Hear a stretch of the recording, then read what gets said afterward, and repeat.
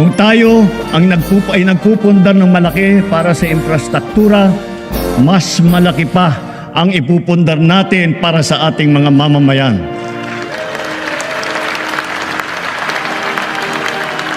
Ito ang pangunahing polisiya natin hanggang matapos ang administrasyon.